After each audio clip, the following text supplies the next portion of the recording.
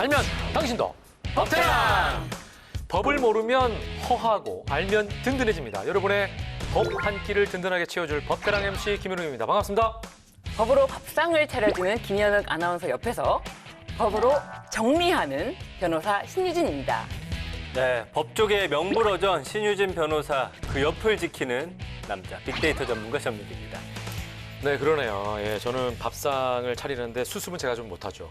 네, 수습은 신변이 해야죠. 그러니까 이제 네. 법으로 제가 필요한 건 정리하고 네. 또 설거지도 하고 네, 제가 네. 좀 이렇게 그러네요. 좀 일목요연하게 정리 한번 해보겠습니다. 예, 네. 저는 그래도 차리기라도 하는데 전 팀장은 뭐예요? 옆에서 지켜요? 아니, 근데 차리는 것도 이제 문제는 뭐냐면 네. 알고 차리면 모르겠는데 네. 제대로 우리가 잘 모르는 거 막 네. 차릴 때 있잖아요. 네. 네. 그럼 옆에서 신유진 지키는 거예요? 수문장이야? 저는 뭐 같이 차리는 거죠. 잘 모르니까. 아, 어쨌든 법을 아는 네. 우리 신유진 변호사가 네. 얼마나 소중한 분인지. 그러니까. 그 옆에 우리가 호위무사처럼 지켜야 됩니다. 아, 실제로 저 뭐 네. 하다가 궁금하잖아요. 딴 데 전화 안 합니다. 신변한테 합니다. 그거 굉장히 싫어해요. 아, 그러니까. 전화하는 사람 언제부터가 안 오줌만 받더라. 언제부터가 안 받아. 예, 근데 우리가 또 눈치가 빨라요.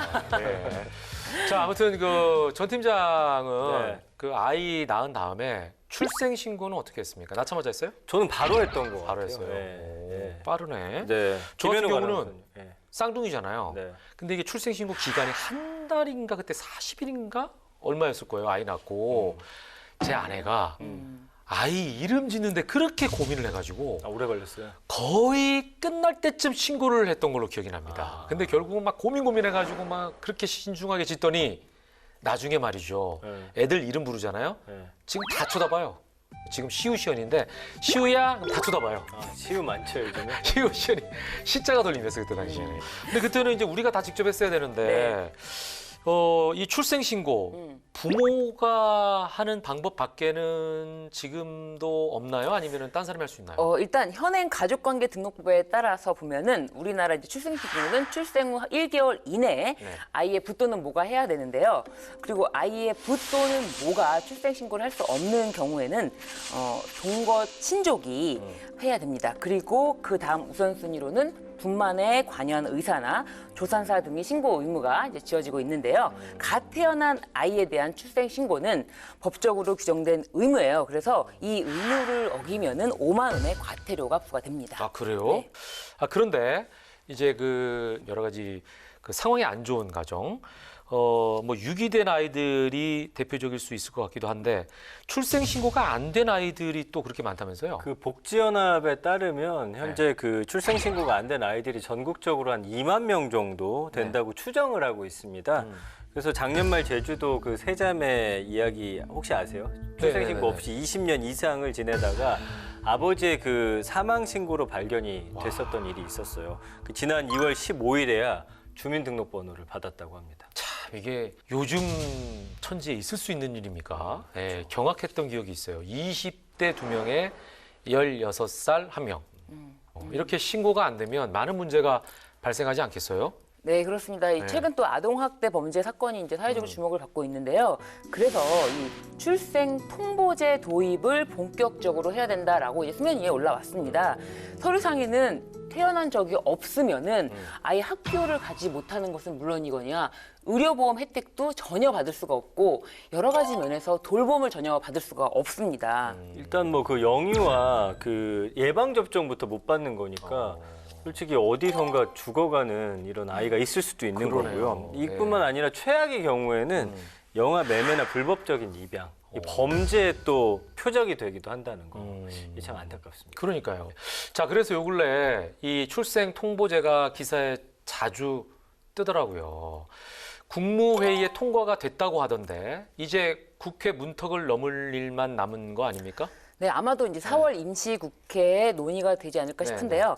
개정안에 따르면은 출생 통보제는 산부인과 등 의료기관에서 행정기관에 의무적으로 출생을 통보하는 것을 골자로 하고 있는데요. 네, 이 법안이 시행되면은 출생신고 의무는 부모가 아닌 의료기관에 우선적으로 주어지게 되는 건데요. 신고가 안 된 경우에는 지방자치단체장이 가정법원에 확인을 받아서 직권으로 가족관계 등록부에 출생을 기록하게 됩니다. 그 생후 2개월 만에 사실은 안타깝게 세상을 떠났는데 출생 신고가 안 돼서 10년이 지난 이후에나 사망 사실이 드러난 그 하은이 기억하시잖아요. 투명 인간으로 지내는 아이들이 이 세상에 더 이상 있지 않기를 바랍니다. 예, 맞습니다. 꼭 좀 빨리 통과가 됐으면 하는 바람 가져보면서 오늘도 저희는 아이부터 어른까지 누려야 할 법의 알 권리를 찾기 위해서 달리도록 하겠습니다. 오늘 법대랑 주제는 뭡니까? 네, 미디어 개혁에 닻을 올려라. 미디어 혁신법입니다. 네. 자, 미디어 관련 법안인 거죠. 자, 이 미디어 법안들도 21대 국회에서 아주 핫하지 않습니까? 이 뜨거운 법안들을 오늘 어떤 분이 들고 오셨을까요? 바로 이분입니다. 선배님.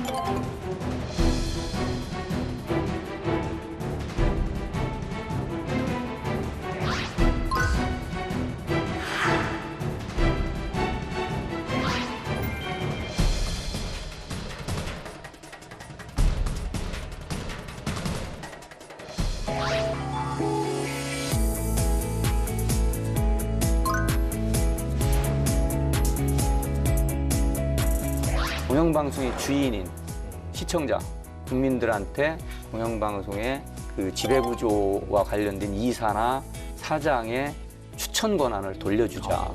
내부적으로 편성위원회 제도를 만들어서 사용자 측과 종사자 측을 반반으로 해서 편성위원회를 만드는 거죠.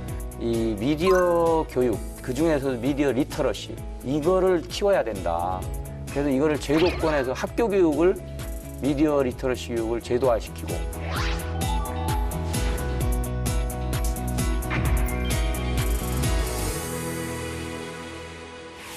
오늘을 밝히는 미디어, 언론의 내일을 밝히는 등불이 되기 위해 국회에 입성하셨습니다. 개인적으로는 선배이시고 또 기자 출신으로 국회의원이 되신 분이시죠. 그 어느 때보다도 왠지 발음부터 조심스럽네요.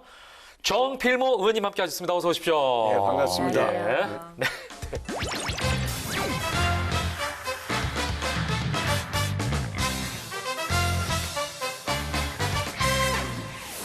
네, K회사 선배시고 네. 또 대선배시죠. 예. 오늘은 또 기대가 되면서도 왠지 또 굉장히 조심스러운 그런 자리이네요. 오늘 잘 해보겠습니다. 네. 예. 이제 4월이면 임시국회 열리는데 요즘 근황이 어떠세요? 바쁘시죠? 예, 국회의원 생활을 해보면은요. 네.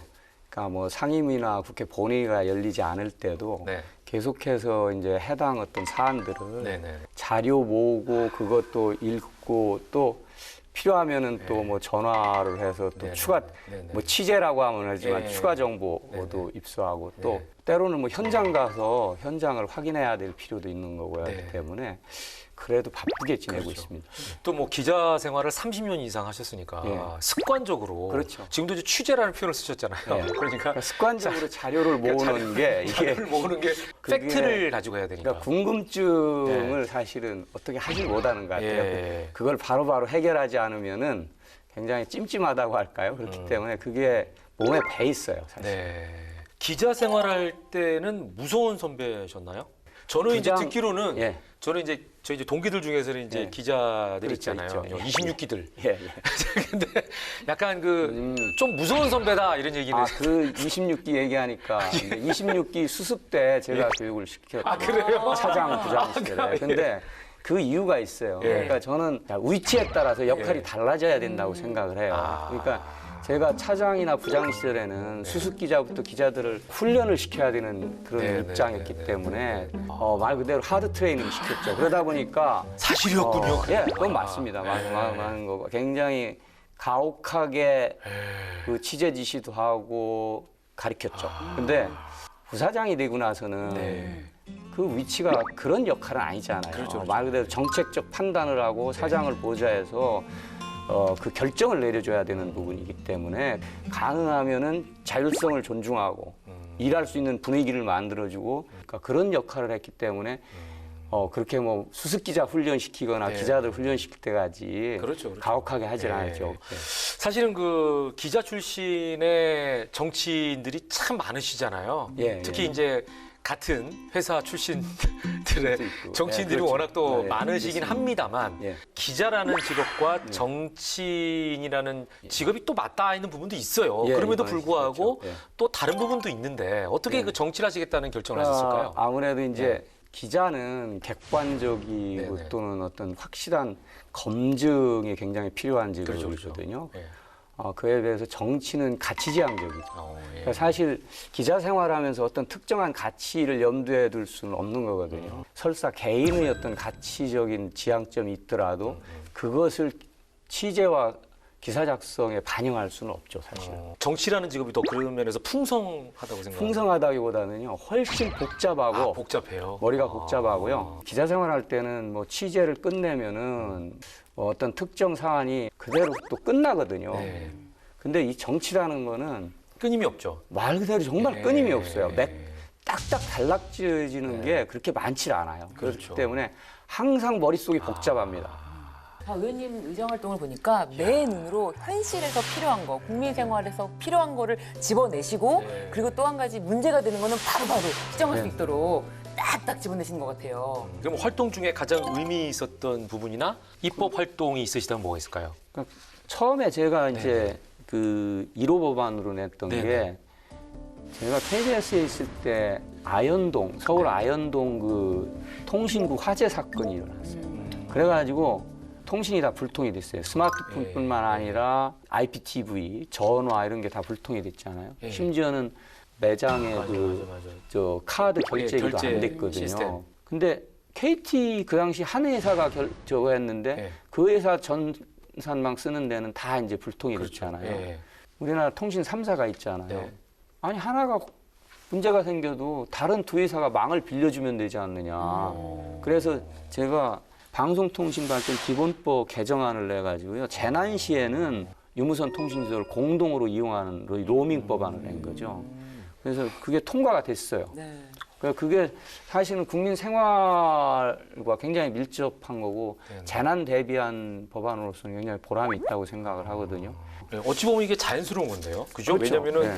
국민들 입장에서는 이 순간에 갑자기 모든 시스템이 마비됐는데 그럼 딴 걸 빌려야 되잖아요. 예. 근데 경쟁사 입장에서는 그렇죠. 이쪽 경쟁사가 잘못돼가지고 안 됐을 때 예. 불편함을 느꼈으니까 예. 그쪽의 고객들이 자기한테 온다라고 생각을 하는 부분이잖아요. 뭐 그런 부분도 근데 있는데 이제 이거를- 이거를 이제 과기정통부 장관이 이거를 직접 명령할 수 있게끔 로밍에서 그러니까요. 그리고 나중에 비용은 사후 정산하면 그러니까요. 되는 네. 문제이기 훌륭하게. 때문에 문제가 네. 없는 거죠. 또 한 가지는 그 5G 이제 통신 요금이 군대 간 병사들한테 할인 혜택이 없었어요. 네. 그 LTE까지는 할인 혜택을 줬었거든요. 그래서 아니 요즘 젊은 친구들이 대부분 신형폰을 쓰고 군대 가서도 5G를 쓸 텐데 이거는 문제가 있는 것 같다 해서 이것도 제가 국정감사에서 지적을 했고 그 이후에 통신사들이 다 이 5G에도 군대 간 병사들한테 할인해주는 쪽으로 다 이제 제도를 바꿨죠. 네네.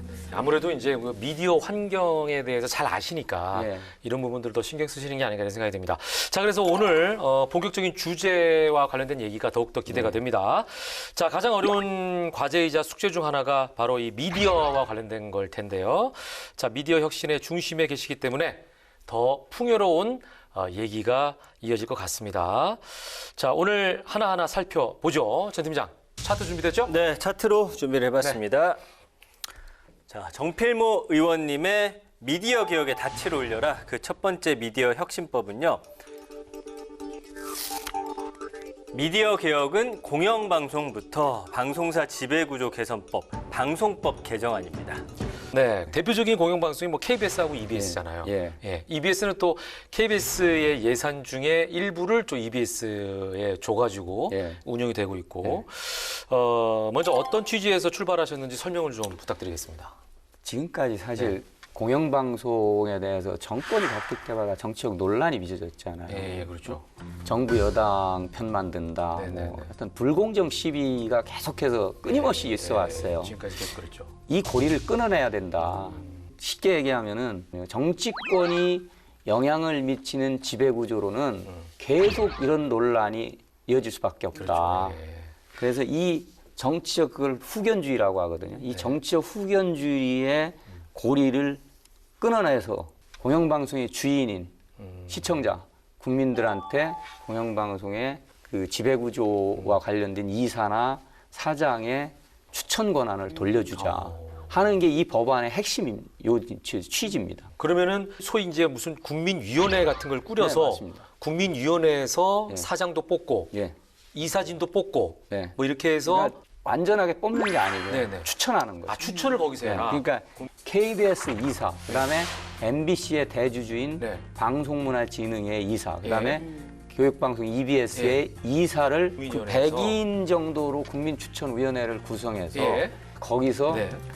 순위를 매겨가지고 추천을 한다는 거죠. 근데 그냥 추천하는 게 아니고 네. 지원을 받아서 서류 전형도 하고 면접도 하고 해서 그 이사들이 가지고 있는 네. 여러 가지 가치관, 그다음에 경력, 자질. 이런 거, 자질 네. 이런 걸 다 파악을 해서 예. 거의 집단 지성에 의해서 뽑아내자는 거죠. 그리고 그 100인 추천위원회를 그냥 구성하는 게 아니고요.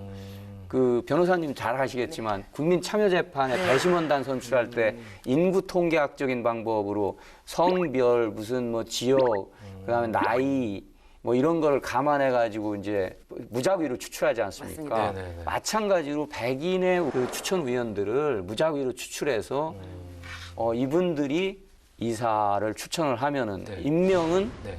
그 이제 KBS 같은 경우는 방통위를 거쳐서 대통령이 임명하는 대통령께서, 거고 예. 방문진은 방통위에서 임명하고 네. 교육방송도 원래는 방통위까지였는데 네. 방통위 거쳐서 대통령이 임명하는 것을 제가 이제 법안을 냈죠.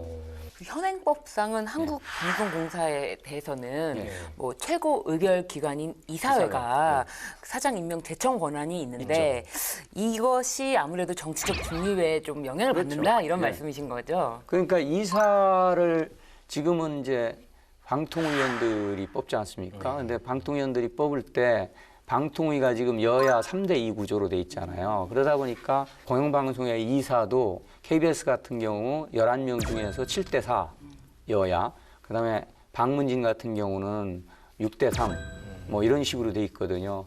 그러다 보니까 정부 여당 쪽에 입김이 입김이 강하게 많이 미칠 들어가죠. 수 있는 구조로 돼 있는 거죠. 그게 실제로 그렇든 안 그렇든 네. 그런 의구심을 항상 가질 수밖에 없는 거죠. 그러다 보니까 항상 정치적 논란의 사장도 휩싸일 수밖에 없는 거고. 자, 뭐 말씀을 하신 거는 이제 공정성, 중립성 이런 걸 지킬 수 있는 공영방송을 만들자 이제 이런 취지신데 해외 공영방송 같은 경우는 이제 어떤 곳은 진짜로 국민이 참여하는 곳이 있다고 하더라고요. 아, 예. 예, 우리와 차별되는 다른 나라 공영방송 지배 구조는 어떻게 돼요? 그러니까 이게 이제 네. 공영방송의 지배구조도 하나의 역사성이 있는 거예요. 네, 네. 그러니까 독일 같은 경우가 이제 거의 나치 시대를 겪었잖아요. 네, 네. 그러다 보니까 방송이 나치의 선전도구 역할을 했다는 그런 뼈아픈 역사적 경험이 있기 때문에 독일의 공영방송은 두 개가 있는데 방송평의회라고 우리로 얘기하면 뭐 이사회 비슷한 거예요. 인원을 굉장히 대폭 늘렸죠. 그래서 많게는 70명 이상을 뽑을 때도 있고요. 적게는 한 50명 안팎을 뽑을 때도 있는데 물론 정당 추천도 소수가 있어요. 네. 근데 한 5, 60명, 70명 되는데 정당 추천 뭐 두세 명 해봐야. 해봐야 네. 뭐 10명 그렇죠. 안팎 해도 그렇죠. 그 그렇죠. 영향력을 미치는데 한계가 있잖아요. 네. 그러다 보니까 각계각층의 대표성이 있는 데서 다 추천하게 하죠. 재계, 우리로 얘기하면 노동계, 예, 뭐 시민단체. 그다음에 지역, 예, 시민단체, 예. 그리고 뭐 문화계, 예. 심지어는요 유대인 대표도 있어요. 그러니까 그러네요. 그렇게까지 이제 뭐 50명, 60명, 70명까지는 못 가더라도 적어도 정치적인 후견주의의 고리는 끊어내야 된다는 게 제 입장이었고요. 확고하시네요 생각이. 예. 근데 BBC 같은 경우도 사실은 정부 여당의 추천 케이스로 네. 이사회를 구성하게 해요. 근데 영국은 좀 우리하고 다른 게 네. 방송 내부의 소위 그 제작 자율성과 독립성을 지키기 위한 그 조직 문화가 굉장히 잘 정립이 돼 있어요. 예. 그러면 이거 전 팀장이 네. 영국 BBC는 어떤지 좀 자세하게 얘기해 주세요. 그러니까 이제 예. 지배 구조가 그 BBC 트러스트라고 하는 곳이 이제 2017년에 사라졌어요. 이게 네, 원래 네, 이원화가 네, 돼 있었는데 그래서 이제 BBC 이사회는 현재는 14명으로 구성이 되는데 이 구성이 굉장히 좀 흥미롭습니다. 사장하고 잉글랜드, 그다음에 스코틀랜드, 웨일즈, 북아일랜드 여기에서 이제 4개 지역 대표가 나오고요. 그다음에 전문성을 가진 각계 인사 5명이 있고요. 그리고 BBC 집행위원회 위원 중에 4명이 들어갑니다. 그러니까 이제 이사회 BBC 구성원들의 참여가 좀 보장이 돼 있는 거고요. 그러네요. 예. 지금 말씀하신 대로 영국이라는 나라는 또 이제 크게는 영국이지만 4개 나라가 또 합쳐져 있잖아요. 그렇죠. 예, 그러니까 또 복잡하기도 연방 하고요. 국가니까요. 네, 그러니까요. 근데 예. 저는 여기서 말씀드리고 네. 싶은 게 제도도 물론 네, 중요해요. 예. 근데 제도를 아무리 잘 만들어 놔도 제도를 운용하는 사람들, 그다음에 방송국의 내부 사람들이 얼마만큼 그것을 지켜낼 의지가 있느냐. 스스로 제작사 일정을 지키고 정치적 독립성을 수호할 의지가 있다면은 공영방송이 달라질 거라고 봐요. 중요한 얘기를 해주셨습니다. 그러니까 정신적인 부분, 이 부분이 중요하다. 그 지금 뭐 KBS를 나오셨으니까 굉장히 또 민감한 요 질문을 또 드려야 될 것 같아요. 공영방송 지배구조 얘기할 때 또 정권이 바뀔 때마다 KBS 수신료 얘기가 빠짐없이 나옵니다. 그렇죠. 그죠. 아직도 이게 이제 논란거리가 되고 있는데 여기에 대해서는 어떻게 생각하고 계시나요? 그러니까 기본적으로 공영방송은 지배구조뿐만 아니라 재원도 공적 재원의 성격을 떼야 되거든요. 근데 아시다시피 수신료가 한 40여 년 동안 2,500원으로 묶여 있지 않습니까? 그러다 보니까 최근에는 뭐 콘텐츠 판매 수익도 꽤 많지만 네. 어쨌든 광고 의존도가 굉장히 높은 상황에서는 시청률 경쟁이나 상업성 짙은 그런 선정성 경쟁에 빠져들 수밖에 없는 그런 운명에 처해 있는 거죠. 그래서 이것도 고리를 끊어야 된다는 거죠. 그래서 저는 수신료를 올려야 되는 건 맞다고 생각하는데 다만 그 전제 조건이 있죠. 바로 지배구조 개선과 조직문화의 혁신, 소위 직업윤리 확고한 어떤 정립을 통해서 KBS가 다시 신뢰를 회복하는 게 우선돼야 되고요. 네네. 그다음에 또 한 가지는 내부의 어떤 경영혁신을 통해서 낭비적인 어떤 비용을 줄이는 것. 네. 그리고 수신료와 관련해서 독일 헌재 그 판결을 보면은요, 독일에서도 수신료 논쟁이 없었던 게 아니에요. 거기도 수신료를 뭐 일부 주에서 못 올리겠다고 뭐 이렇게 주 차원에서 그 결정을 했었는데 그와 관련해서 독일 헌재에서 판결을 내린 게 있어요. 그 뭐냐면은 수신료는 공영방송의 공적 재원이기 때문에 이건 정치적인 논란의 대상으로 삼아서는 안 된다는 그런 이제 판결을 내린 적이 있거든요. 저는 그게 우리 사회에 시사하는 바가 있다고 생각을 해요. 오늘날과 같이 수많은 확인되지 않은 정보가 난무하는 시대에 정부의 최종 확인자 역할을 할 수 있는 하나의 공영방송쯤은 가지고 있어야 되는 게 아니냐. 저는 그거를 무슨 역할이라고 생각하느냐면 우리 흔히 그 난개발을 막기 위해서 그린벨트를 만들었잖아요.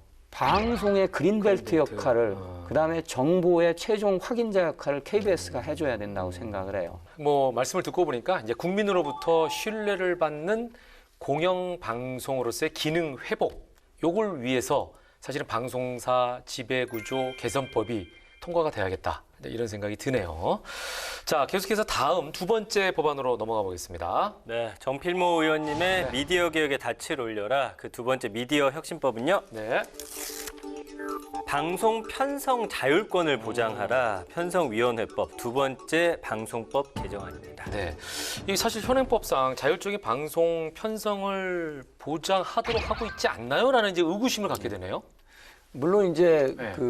그런 조항들이 있죠. 방송법 이제 4조 2항에 보면은요. 네. 누구든지 방송 편성에 관해 이 법이나 그러니까 방송법이나 다른 법률에 의하지 않고 어떤 규제나 간섭도 할 수 없다. 이렇게 돼 있어요. 네. 그리고 내부에서도 사장도 사실은 편성에 관여해서는 안 되게 돼 있는 거거든요. 편성 책임자가 있는 거고 보도는 보도 책임자가 있는 거고 다 있잖아요. 이거를 보다 더 제도적으로 뒷받침하기 위한 법의 이제 편성위원회 제도인데 지금도 방송법 제4조 사항에 보면은 편성 규약을 제정 공포해야 된다고 돼 있어요. 근데 규약만 가지고 부족하다는 거죠. 신문 같은 경우나 인터넷 매체는 설립이 자유롭잖아요. 등록만 하면 되잖아요. 시장 내에서 너무나 많은 그 스펙트럼의 매체들이 있기 때문에 다원성이 구현되는 거죠. 외적 다원성. 네. 방송 같은 경우는 아시다시피 시사 정보 프로그램, 뉴스 프로그램을 하는 방송이라는 게 종합 편성 채널, 종편 있고 지상파 종합 편성. 그다음에 뉴스 채널이 2개 있잖아요. 네. 근데 여기는 승인이나 허가를 받아야 되잖아요. 예. 그러니까 이거는 외적 다원성이 구현되기에는 숫자상으로 보면 그렇게 많지 않기 때문에 예. 부족하죠. 그래서 내적 다원성이라도 구현해 주자 해서 네. 내부적으로 편성위원회 제도를 만들어서 사용자 측과 종사자 측을 반반으로 해서 편성위원회를 만드는 거죠. 그래서 편성위원회 구성 자체가 사용자 측과 종사자 측 반반씩. 예, 반반씩 구성이 해서 되고. 제가 법안에 그렇게 돼 있고요. 운영은 어떻게 되나요? 그러면? 운영은 이제 그러니까 KBS 같은 경우는 편성위원회가 법으로가 아니고 그 노사 간의 단체 협약에 의해서 돼 있죠. KBS만 그렇지 다른 사들은 아직 이게 안 돼 있거든요. 그래서 이거를 네. 제도적으로 네, 네. 좀 법제화하는 게 좋지 않느냐 네, 네, 해서 네. 이걸 내놨고요. 그러니까 좀 뭐 지금 말씀하셨습니다만 이제 종편 같은 경우에는 어느 일정 기간이 지나면은 이제 심사를 받아가지고 예. 다시 재승인을 받아야 그렇죠. 되고 이런 것 때문에 여기 그 압력으로부터 자유롭지는 못하잖아요. 지상파도 네, 제 승인을 그렇죠. 이제 그렇긴 하지만 여기는 아예 채널권에 대한 그런 것들이 압박이 그렇죠. 더 심하다 보니까 네, 네, 네. 그런 게 있기 때문에 내부적으로라도 네. 다양성을 좀 확보해 주자 이제 그런 네, 취지신 네, 것 네, 같아요. 네. 자, 세 번째 법안으로 넘어가 보겠습니다. 네, 정필모 의원님의 미디어 혁신법 그 세 번째 법안은요. 미디어를 바로 보는 눈이 필요해 미디어 교육법입니다. 네. 자, 미디어 교육이라고 하면요. 시청자들은 이제 이게 뭐지? 이렇게 생각할 것 같아요. 미디어 교육 좀 막연하다. 이게 사실 네. 우리가 특히 스마트폰 시대에 이제 이르면서 네. 눈만 뜨면은 뭐 스마트폰을 그렇죠. 보면서 정보를 그러니까 소위 얘기해 엔터테인먼트든 일반 정보든 뉴스든 네. 이걸 대하고 있잖아요. 예, 저희 아이들은 6살인데요. 그렇죠. 눈만 뜨면 그렇죠. 너튜브 틀어달라고 그 그러죠. 모든 사람들이 대부분 다 그렇잖아요. 예. 근데 이렇게까지 왔는데도 네. 체계적인 미디어 교육을 안 한다? 이건 문제가 있는 거죠. 미디어는 세상을 보는 창이라고 얘기를 하지 않아요. 근데 그 창 자체가 흐려져 있으면은 네. 그걸 제대로 읽어내질 못하는 거죠. 그래서 이 미디어 교육, 그 중에서도 미디어 리터러시, 소위 문해력이라고 하죠. 미디어를 이해하는 능력, 이거를 키워야 된다. 그래서 이거를 제도권에서 학교 교육을 미디어 리터러시 교육을 제도화시키고 그래서 이런 법안을 만들어서 미디어 교육위원회를 만들어서 교육부 장관이 위원장을 맡는 것으로 이렇게 이제 법안이 뭐 약간 수정해서 설계가 돼 있고요. 그러니까 너무 무차별적으로 우리가 거기에 접근을 하게 돼 있고 우리에게 다가오니까 그걸 우리가 올바르게 접근하거나 사용할 수 있는 거를 좀 알려주자. 그렇죠. 실제로 뭐 다른 나라에서 그렇게 하는 나라들이 있어요. 뭐 예를 들자면 핀란드 같은 데가 굉장히 이 학교의 제도권 교육이 미디어 교육이 잘 돼 있고요. 일반인들 상대로도 그렇고 유럽은 EU 차원에서 네. 이런 것들을 굉장히 강조하고 있어요. 왜냐하면 가짜 뉴스가 넘쳐나고 허위 조작 정보가 넘쳐나는 이 시대에 정보를 분석해내는 분별해내는 능력이 없을 경우 그 폐단 생각해 볼 수 있는 거 아니에요? 그걸 다 포함해서 네. 미디어 교육의 중요성은 정말 아무리 강조해도 지나치지 않다고 보는 거죠. 네. 자, 이렇게 해서 오늘 정필모 의원님과 함께 미디어 혁신법 세 가지에 대해서 살펴봤는데 그 어느 때보다도 저희의 질문 수가 적었습니다. 네, 왜냐하면 제가 질문을 다 쪼개놨는데 네, 의원님께서 다 얘기를 해주셔가지고 저희는 그냥, 너무 편안하게 그냥 네. 듣기만 하는 되는 시간 확실히 방송 경험이 많으시다 보니까 아니 너무 이거 질문 시간을 빼도 아니, 저도 전례가 되지 않아요. 너무 편해가지고 의원님께서 그러니까 평소에 이거를 계속 그러니까. 생각하고 계셨던 걸 그러니까 다 아는 내용이죠. 그러니까 지금 이거 원고를 네. 안 보시고 하시니까 이걸 다 알고 계신 네. 거예요. 저는 눈만 뜨면 그 생각밖에 그러니까. 나. 근데 너무 그거 하러 국회에 들어갔고요. 네. 의원님 오늘 좀 조금 제가 좀 아쉬운 건요. 전 팀장이 할 얘기가 없었어요. 아니 괜찮습니다. 죄송합니다. 전혀 상관이 없습니다. 자, 오늘은 저희가 이제 주제에 맞게 그 미디어 관련법 얘기를 쭉 해주셨는데 현재 이제 과방위에 계시기 때문에 언론뿐만 아니라 이제 과학에도 관심이 많으시잖아요. 예. 그에 관련된 법안도 많이 이제 신경 쓰고 계실 것 같아요. 예. 그죠? 그래서 제가 의원님이 네. 내신 법안을 좀 네. 살펴봤는데요. 네. 특히 AI 인공지능 관련법, 예. 요 인공지능 육성법 어떤 내용인가요? 아, 이게 이제 모든 과학 기술이 그렇듯이 항상 우리 인류에게 이로운 것만은 아니에요. 부작용이 나타날 수 있는 문제거든요. 그렇죠. 뭐 아시다시피 인공지능도 딥러닝을 이용해서 딥페이크를 할 수 있잖아요. 네네네.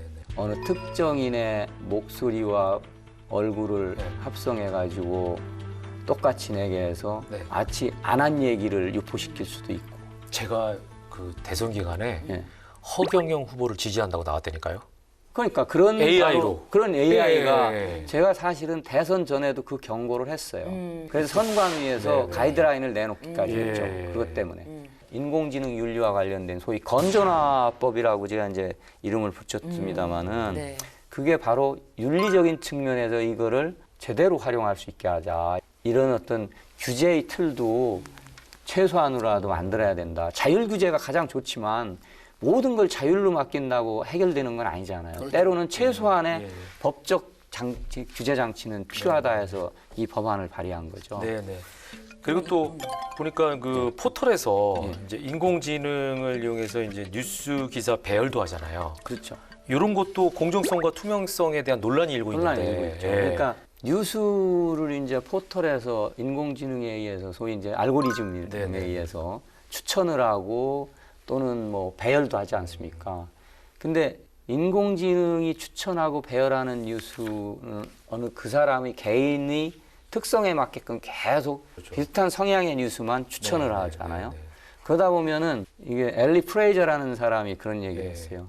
그 필터 버블에 갇히게 된다. 필터링하는 버블에 갇히게 되면은 다른 정보를 접할 기회를 상실하는 예. 거죠. 정보의 편식이죠. 그렇죠. 정보의 예. 편이 아주 정확하게 얘기하는 거예요. 예. 소위 이제 그래서 확증 그렇죠. 편향이 생기는 예. 거라고 소위 에코 챔버 현상이 생기는 네, 거죠. 네, 네. 그냥 자기들끼리 메아리만 듣는 거예요. 양극단적인 여론을 형성함으로써 사회가 양분돼요. 그러니까 갈등이 심해지죠.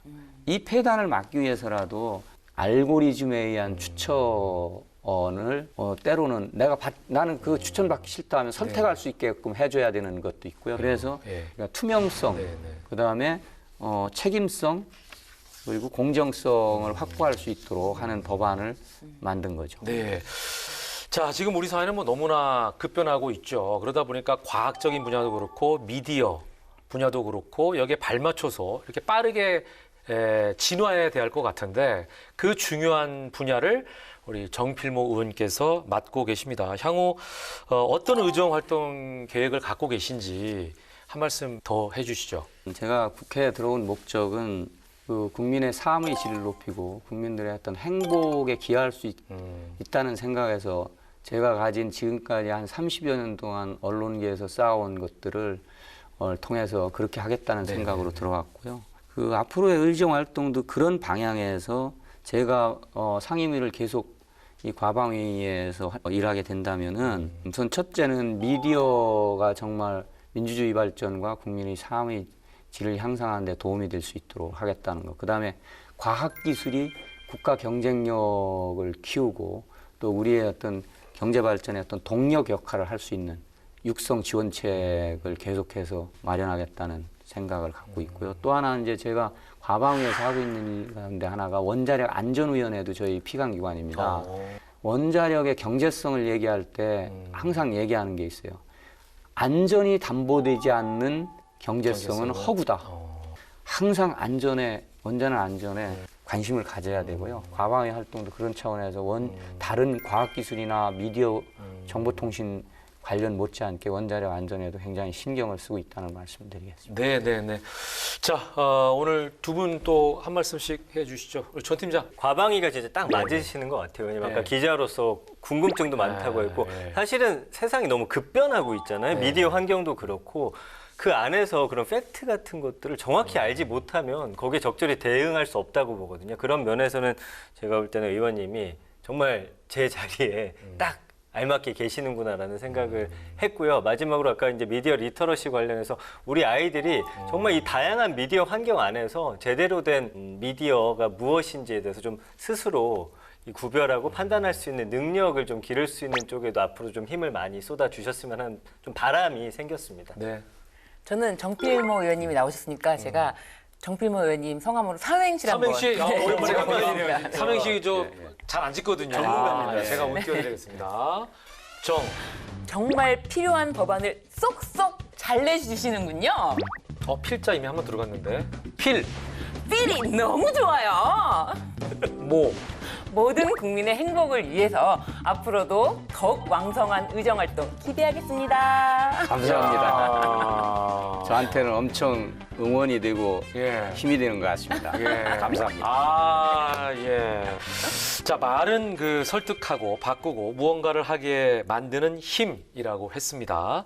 특히 언론의 글과 말들은 어떻게 쓰냐에 따라서 양날의 칼이 될 수 있는 무서운 무기라고 많이들 얘기하시거든요. 부디 그 칼날이 우리 사회를 한층 성숙시키는 아주 유용한 도구가 되길 바라겠습니다. 그 바른 길을 꼭 정필모 의원님께서 만들어 주시길 바라면서 여기서 인사드리겠습니다. 오늘 나와주셔서 고맙습니다. 예, 감사합니다.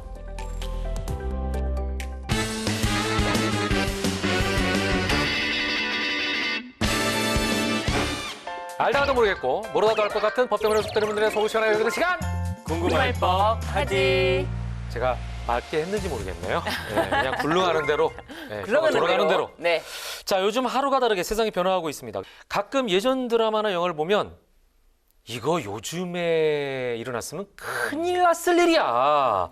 이런 대사들이나 이런 장면들이 있어요. 그렇죠. 뭐 네. 예전에 드라마에 보면은 네. 뭐 얼평, 이제 외모평하고 네. 막 이렇게 막 평가하고 그런 지적하고 이런 것들이 너무 자연스럽고 맞아요. 별일 아니었고 대수롭지도 않았는데 네. 이제는 그런 말 하면은 큰일 나잖아요. 네. 잡혀갈 수도 있다. 이런 공감하시는 분들도 있잖아요. 네. 그 어릴 때 초등학교 때 왜 우리 네. 여학생들 치마 입은 거 들추면서 아이스 깨끼 막 이렇게 그렇죠. 지금 사실은 그 말도 안 되는 거고 아이고. 절대 놀이가 될 수 없었다는 걸 우리가 이제는 알게 됐잖아요. 예. 그런데 요즘에도요, 나이가 좀 지긋하신 분들은 이게 몸을 배선 그런 걸까요? 이런 경우 있어요. 세상이 달라졌는데 이 사회의 변화, 흐름을 인식하지 못하고 가끔 요거 까먹고 그냥 자기도 모르게 이거 나오는 경우가 있거든요. 그래서 오늘 성희롱의 개념과 심각성을 인지하지 못하는 직장 상사의 이야기가 준비가 되어 있습니다. 아마 들으시면 깜짝 놀라실 겁니다. 그런데 실제로 일어났던 이야기입니다. 한번 들어보시죠. 출발! 아 오늘 유진 씨 그 봄처녀가 따로 없네. 아 옷차림 너무 화사하다. 그러게 말이오. 아따 오늘따라 유난히도 화사하구먼. 그런데 봄처녀? 처녀는 맞는겨? 진짜 지금 무슨 말씀을 하시는 거예요? 아따 뭘 게임이뇨? 그런데 어제 남자친구 만나고 뭐 한겨? 요즘 유진 씨 살이 조금 붙은 게 임신한 거 아니요?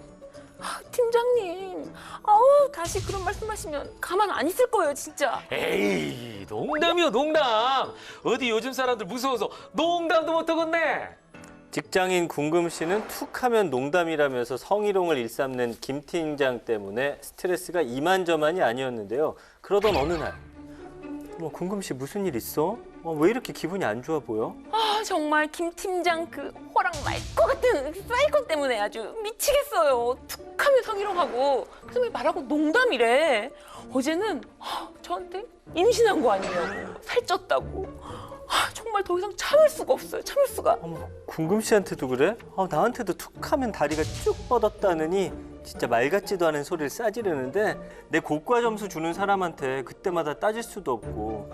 궁금 씨, 우리 김 팀장이 또 그러면 몰래 녹음할까? 진짜? 그런 방법이 있었네?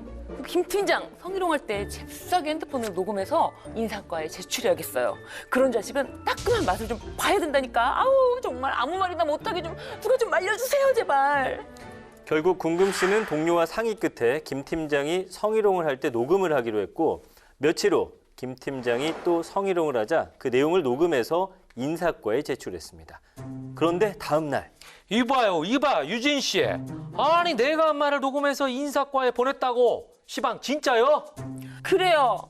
아니 내가 직장 내 성희롱으로 신고를 했는데 어떻게 알았지 진짜. 뭐? 직장 내 성희롱? 친동생처럼 친근해서 농담 좀 한 거 가지고 아따 정말 사람 이상하게 만드네. 내가 아니라는데 그게 무슨 성희롱이요? 안 그래요?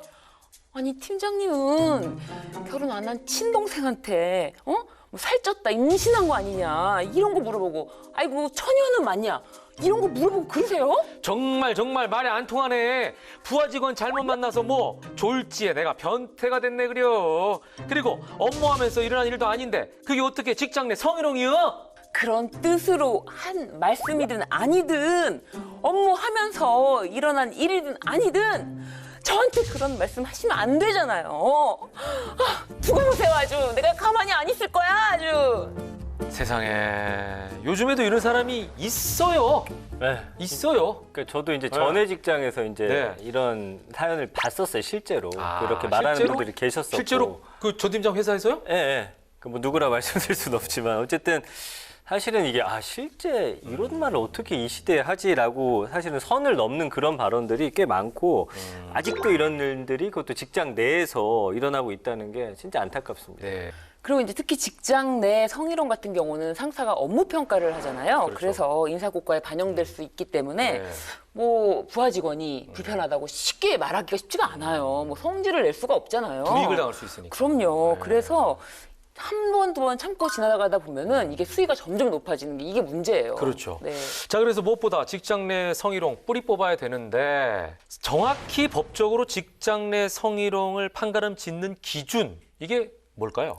네, 법적으로 직장 내 성희롱이란 업무, 고용, 그 밖의 관계에서 국가기관 등 공공단체의 종사자, 직장의 사업주, 상급자 또는 근로자의 지위를 이용하거나 업무 등과 관련해서 성적 언동 또는 성적 요구 등으로 상대방에게 성적 굴욕감이나 혐오감을 느끼게 하는 행위를 말하는데요. 두 번째로 상대방이 성적 언동 또는 요구 등에 응하지 않는다는 이유로 불이익을 주거나 그에 따르는 것을 조건으로 이익 공여 의사표시를 하는 행위를 말한다고 규정되어 있습니다. 근데 이제 사연에서 보면 김 팀장이 계속 그런 말을 하잖아요. 동생처럼 편하니까 한 말들이다 이렇게 핑계를 댔는데 그 실제로 성희롱 문제에서도 이렇게 성적 의도가 있었나 혹은 없었나 이런 게 중요한가요? 이건 아닌 것 같은데 법적으로는 어때요? 네, 이 김 팀장의 주장은 틀렸는데요. 이 성희롱이 성립하기 위해서 이 행위자의 그 성적인 동기나 의도 이런 것이 있어야 되는 것이 아닙니다. 당사자의 관계나 행위가 행해진 장소나 상황, 그리고 행위에 대한 상대방의 명시적 또는 뭐 추정적인 반응, 그리고 행위의 내용이나 정도, 행위가 이례적인 것인지 다회적인 것인지 아니면 계속적인 것인지 이런 구체적 사정을 참작해야 되는데요. 이 객관적으로 상대방과 같은 처지에 있는 일반인을 보고 이 평균적으로 성적 굴욕감이나 아니면 혐오감을 느끼게 하는 행위가 있었는지 이런 거를 판단을 하는데요. 그로 인해서 상대방이 성적 굴욕감이나 혐오감을 느꼈겠다 그러면은 성희롱으로 인정할 수 있기 때문입니다. 역시 김 팀장은 그 네. 법을 전혀 모르면서 그렇죠. 말도 안 되는 핑계를 댄 거였네요. 네. 근데 이제 아까 김 팀장이 이런 얘기도 했어요. 그 업무하면서 일어난 일이 아니기 때문에 괜찮다. 직장 내 성희롱으로 볼 수 없다. 그 지금 이렇게 이야기를 하거든요. 네, 이 김 팀장의 주장대로라면 만약에 성희롱을 당했어도 업무 중에 일어난 일이 아니니까 직장 내 성희롱이 아니다라는 얘기예요. 그러니까 회식 때 만약에 성희롱을 했다 그러면 직장 내 성희롱이 아니다 이런 얘기인데 이거 말도 안 되는 얘기죠? 그 회식 때라도 업무 관계에서 일어난 일이기 때문에 가능해요. 근데 예를 들어서 뭐 네. 아예 사적으로 주말에 따로 만났다거나 네. 이런 게 조금 아마도 애매해요? 업무 관련성이 좀 떨어질 수가 있겠죠. 그런데 이 업무 관련성이라는 것을 그렇게 엄격하게 볼 필요가 없습니다. 네. 이 당사자의 관계나 지위를 고려할 때 업무에 영향을 미치는 관계다. 요 정도면 인정이 될 수가 있는데요. 법원에서 판단하는 걸 보면은 지위를 이용하거나 업무 등과 관련하여 이런 요건을 이제 포괄적인 업무 관련성을 보고 판단하고요. 업무 수행의 기회나 업무 수행의 편승에서 성적 언동이 이루어진 경우뿐만 아니라 권한을 남용하거나 이 업무 수행을 빙자해서 성적 언동을 한 경우도 포함되고요. 그 어떠한 성적 언동이 업무 관련성이 있는지 여부는 그 쌍방 당사자의 관계나 이 행위가 행해진 장소 및 상황, 그리고 행위의 내용 및 정도 등 구체적인 사정을 탐작해서 판단할 수 있다. 이렇게 보고 있습니다. 사연에도 보면 아까 그랬잖아요. 인사 고과 등에 영향을 좀 미칠 수 있는 위치다. 그런 지위를 이용하거나 업무 수행에 편승해서 성적인 언동을 한 것으로 볼 수 있으니까 직장 내 성희롱으로 좀 포함이 되겠네요. 이번 사연 같은 경우는 네. 직장 내 성희롱으로 포함이 됩니다. 네. 자, 그런데 지금 이제 여기서는 직장 내 성희롱에 해당된다 그랬어요. 네. 자, 궁금 씨가 인사과에 녹음 파일을 보내고 성희롱 신고를 했어요. 네. 자, 그 다음에 직장 내 징계 절차는 어떻게 진행이 돼요? 남녀고용평등법의 14조에 따르면요. 이 직장 내 성희롱 발생 시 조치에 대해서 규정을 하고 있는데요. 이 사업주가 성희롱 신고를 받거나 직장 내 성희롱 발생 사실을 알게 된 경우에는 지체 없이 그 사실을 확인을 위한 조사를 하도록 규정이 되어 있어요. 근데 조사 기간 중에 이 피해 근로자가 요청을 하는 경우에는 뭐 피해 근로자에 대해서 근무 장소나 환경을 좀 변경시켜 줄 수가 있고요. 유급 휴가라든지 이런 적절한 조치를 뭐 하여야 한다 이렇게 규정이 되어 있습니다. 그리고 가해자도 조사 결과 직장 내 성희롱 발생 사실이 확인이 되면은 뭐 징계라든지 아니면 근무 장소의 변경이라든지 필요한 조치를 하여야 한다라고 규정이 되어 있습니다. 야, 그럼 징계는 직장 내 규정에 따라서 받는다는 얘기인데 그렇다면 법적인 처벌은 받을 수 있는 거예요? 그러니까 이 사연에서 보면은 네. 다른 사람들이 있는 장소에서 모여 있는 장소에서 그런 발언을 했는데 네. 그 발언 자체가 문제가 되면은 네. 그분은 형법상 모욕죄에 해당될 수가 있어서 이 부분은 형법에 의해서 모욕죄로 처벌받을 수가 있습니다.